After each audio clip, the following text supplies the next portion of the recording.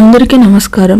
ఈ వీడియోలో అంజలిదేవి గారు చూపించిన దానికి మన కన్నమ్మ ఎందుకు అంతలా ఆశ్చర్యపోతుందో తెలుసుకుందాం.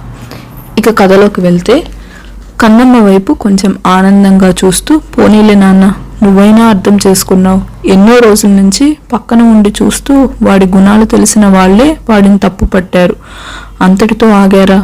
ప్రతి క్షణం లూజర్ అంటూ వాడిని మానసికంగా చిత్రవద చేయడమే కాకుండా ఎంతో మంది జీవితాలు రోడ్డు పాలయ్యాయి నీ వల్ల అంటూ ప్రతి క్షణం ఎత్తి పొడుస్తూ వాడిని మనసు లేని రాయిని చేశారు. మరి అక్క సంగతి ఏంటి? పెనిమిటిని నమ్మకపోవడం ఇల్లాలి తప్పే కదా అంటుంది. నీకు ఒక విషయం చెప్పనా కన్నమ్మ, ఏ భార్య అయినా తనని ఆ పరిస్థితుల్లో చూస్తే ఒక్క క్షణమైనా అనుమానిస్తుంది. కానీ నా కోడలు అనుమానించలేదు. కానీ తనని కృంగదీసిన విషయం ఏంటో తెలుసా? ఇంకొక ఆడియో వినిపిస్తుంది. అందులో అదర్ మాటలు వినిపిస్తున్నాయి. బేబీ, నా వైఫ్ మీద నాకు బోర్ కొట్టేసింది. అందుకే నేను నిన్ను కోరుకుంటున్నాను. తను ఈ మధ్య కాలంలో అందంగా కనిపించట్లేదు. తల్లి అయిన తర్వాత తన షేప్స్ పూర్తిగా మారిపోయాయి. అసలు తనంటేనే నాకు బోర్ కొట్టేసింది. ఇలానే మన రిలేషన్ కంటిన్యూ చేద్దాం. ఆ గొంతు విన్న తర్వాత కన్నమ్మ చాలా ఆశ్చర్యపోతూ, అదేంటత్తా, అంతా పెద్దబాబు గొంతులాగే ఉండాది అనగానే, అదేంటి ఇంకొకటి చూడు అంటూ మొబైల్లో ఒక వీడియో క్లిప్పింగ్ చూపిస్తుంది. సైడ్ నుంచి ఫేస్ కనిపిస్తుంది, అచ్చం అదర్ లాగే. ఏంటి అందరూ అదర్ అనుకునేలాగా ఈ మాటలన్నీ కూడా ఒడిలో ఒక అమ్మాయిని కూర్చోబెట్టుకొని చెప్తున్నట్లుంది. అసలేం మాట్లాడాలో అర్థం కాలేదు. కన్నమ్మ కూడా సైలెంట్ అయిపోతుంది. కన్నీళ్లతో అంజలి గారి వైపు చూస్తూ, ఇందుకే వాళ్ళిద్దరి మధ్య గొడవలు అయ్యాయా అనగానే, కాదమ్మా, ఈ వీడియో అబద్ధమని ఒక్క మాట చెప్పమంది దీప్తి. కానీ నా కొడుకేమో అబద్ధం అని నేను చెప్తేనే నా మీద నమ్మకంగా ఉంటావా? మన రిలేషన్ ఇంతేనా అని ఒక మాట అన్నాడు. ఇక చిన్నగా వాళ్ళిద్దరి మధ్య మాటలు కరువయ్యాయి. మాటలేంటి, ఎదురుగా ప్రేమగా చూసుకుని కూడా చాలా నెలలు దాటిపోయింది. కన్నమ్మ మాత్రం ఆ వీడియో వైపు చూస్తూ, ఎందుకు ఇది నాకు అసలు అర్థం కాలేదత్తా, ఇందులో ఏదో మోసం ఉండాలి అంటుంది. ఆ వేట కన్నీళ్లు రానట్టుగా అలాగే శూన్యంలో చూస్తూ, ఏదేమైనా జరగని, నా కొడుకు కోడలు కాపురం కూలిపోయింది. ప్రాణం ఉన్న శిలలాగా మారిపోయింది దీప్తి. ఆ రోజు నుండి తన ముఖంలో నేనెప్పుడూ నవ్వు చూడలేదు. ఆఖరికి నేను నీ పుట్టింటికైనా వెళ్ళమ్మా, అక్కడైనా సంతోషంగా ఉండు అని చెప్తే ఒకే మాట చెప్పింది, నా చావైనా బ్రతుకైనా ఈ ఇంట్లోనే. ఒకవేళ ఇంటి నుండి గడప దాటాలి అంటే నా శవం మాత్రమే వెళ్తుంది అని చెప్పింది. నేను బయటకు వెళ్ళి నా భర్త గౌరవాన్ని, నా మెట్టినింటి గౌరవాన్ని భ్రష్టు పట్టించలేను. ఎలా జరగాలంటే అలాగే జరుగుతుంది. ఇక నా పెద్ద కొడుకేమో ఎప్పుడు ఇంటికి వస్తాడో ఎప్పుడు బయటకు వెళ్తాడో తెలియదు. వచ్చినా ఇంట్లో అస్సలు ఉండడు. కొన్ని రోజుల తర్వాత పిల్లల దగ్గరికి వెళ్ళినా కూడా మధ్యలో వీడు తాగి వస్తూ ఉండడం వల్ల వాళ్ళు కూడా భయపడిపోయారు. ఇంకా పూర్తిగా కృంగిపోయాడు నా కొడుకు. వాళ్ళ ప్రేమకు ప్రతిరూపాలు అయిన ఇద్దరు పిల్లలు తల్లి తండ్రి ప్రేమకు నోచుకోక వాళ్ళ బాల్యం ఛిద్రమవుతూ ఉంటే చూడలేక కంటికి మింటికి ఏడవటం తప్ప నేను ఏమీ చేయలేకపోతున్నాను. ఇదిలా ఉండగా మీ ఆయన, అదే నీ పెనిమిటి, ఈ బిజినెస్ అంతా హ్యాండ్ ఓవర్ చేసుకున్నాడు.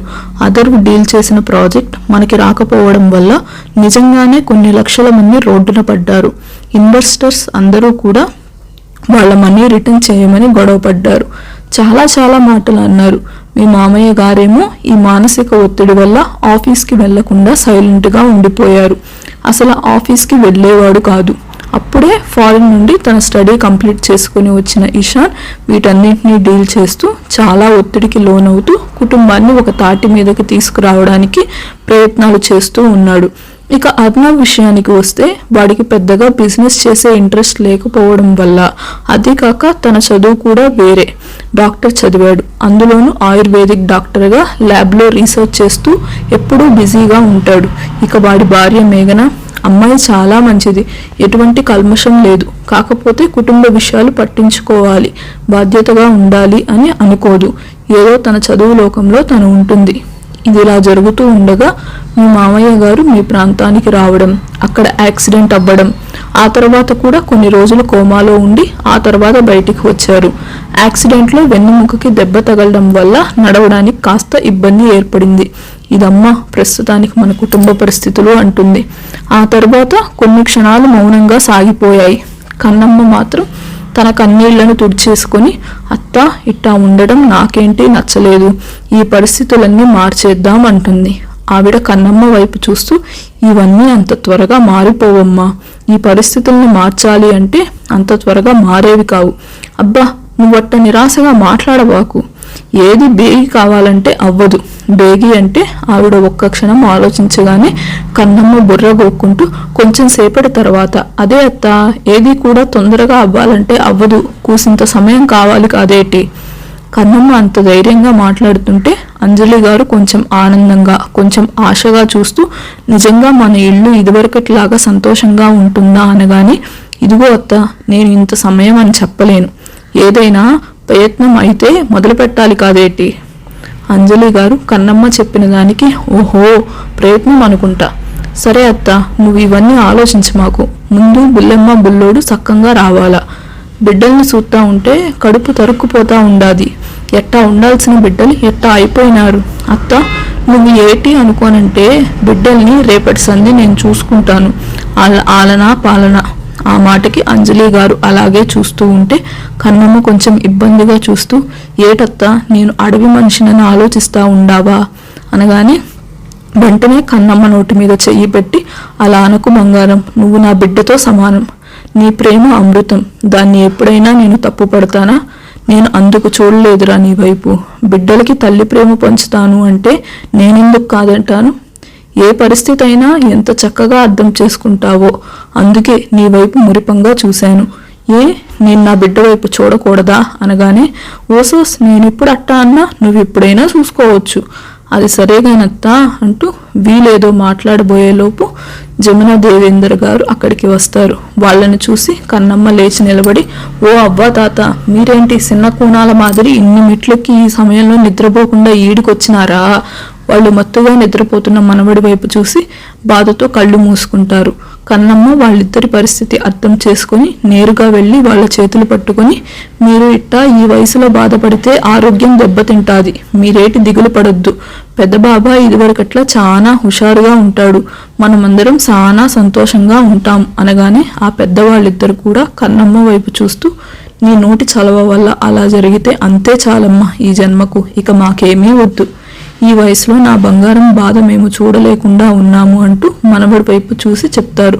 పదండి పదండి, ఏటి కాలేదు, పెదబాబా ఈ అలవాటు కూడా మానేస్తాడు, మానేయకుంటే నేను ఊరుకుంటానేటి, ఈ కన్నమ్మ అటువంటి విషయాలు ఒప్పుకోదు. రంగన్న సహాయంతో అక్కడికి వచ్చిన అశోక్ గారు మాట్లాడుతూ, అవునమ్మా, నీ సంగతి వీళ్ళకి తెలియకపోయినా నాకు బాగా తెలుసు, ఒకసారి మీ అయ్యా నాటుసారా తాగాడని కొండ మొత్తం తిప్పించావుగా, పరిగెత్తి ఆయాసపడితే ఆఖరికి వదిలిపెట్టావు, అయినా చిన్నపిల్లాడిని కొట్టినట్టు చింతబరికితో కొట్టావు, నేనెలా మర్చిపోగలను అంటాడు. కన్న తండ్రి అని కూడా చూడలేదు, నీకు ఎవరైనా ఒకటే, సమన్యాయం పాటిస్తావు అంటాడు. అశోక్ గారు మాట్లాడిన మాటలకి అందరూ అలాగే ఆశ్చర్యంగా చూస్తే అంజలి గారు మాత్రం కొంచెం షాకింగ్గా, ఏంటి కన్నమ్మ, మీ మావయ్య గారు చెప్పింది నిజమేనా అనగానే మన కన్నమ్మ బుర్ర గోక్కుంటూ, అంటే అత్త, దొర చెప్పినది నిజమే, అట్లా చేయడం తప్పే కదా, తప్పు చేస్తే తండ్రి అయినా బిడ్డ అయినా ఒకటే కదా అంటుంది. మిగిలిన వాళ్ళందరూ కూడా అలాగే చూస్తూ ఉంటారు. అశోక్ గారు మాత్రం తన తల్లిదండ్రుల వైపు, తన భార్య వైపు చూస్తూ, నిజంగా మీరు నేను చెప్తే నమ్మరు, కానీ కన్నమ్మలో లీడర్ క్వాలిటీస్ చాలా ఉన్నాయి. తన వయసు చిన్నదే కావచ్చు, తన ఆలోచన విధానం, తను ఏదైనా అనుకుంటే సాధించే పద్ధతి ఒక రకంగా ఉంటుంది. అది నేను మాటలతో చెప్పలేను. కన్నమ్మ మాత్రం అశోక్ గారి దగ్గరికి వచ్చి, ఇప్పటికే చాలా విషయాలు చెప్పి అలసిపోయినావు కానీ ముందెళ్ళి నిద్రపోదూపా, ఇట్ట మాటలు మొదలెడితే అసలు ఆగవు, అయ్యేలాగే అచ్చం, పద పద అంటుంది. అందరూ కన్నమ్మ వైపు ఒకసారి చూసి అదర్వ వైపు వాళ్ళు చూపు తిప్పగానే అందరు చూపులు గమనిస్తూ, మీకేటి మళ్ళా ప్రత్యేకంగా చెప్పాలనా? ఏటి కాదు, అంతా మారిపోతుంది, కాకపోతే కూసింత సమయం కావాలి, దానికి మీరు ఇంత బాధపడాలనా? పాండి పాండి అంటుంది. జమ్మగారు పాండి అంటే పదండి అనే కదా అమ్మా అనగానే, ఓసో సవ్వ, భలే చెప్పినావు నువ్వు అంటుంది. అందరూ ఎవరి గదిలోకి వాళ్ళు వెళ్ళిపోతారు. కన్నమ్మ మాత్రం తను ఉండే గదిలోకి వెళ్ళి దీర్ఘ ఆలోచనలో పడిపోతుంది. ఈ కుటుంబాన్ని కాదు, నా కుటుంబాన్ని ఎలాగైనా నేను బాగు చేసుకోవాలా, ఇన్ని రోజులు చీకటి రోజులతో అయిపోయింది, ఇక నుండి నా కుటుంబంలో వెలుగులు రావాలా, కొండదేవర చూసుకో తండ్రి.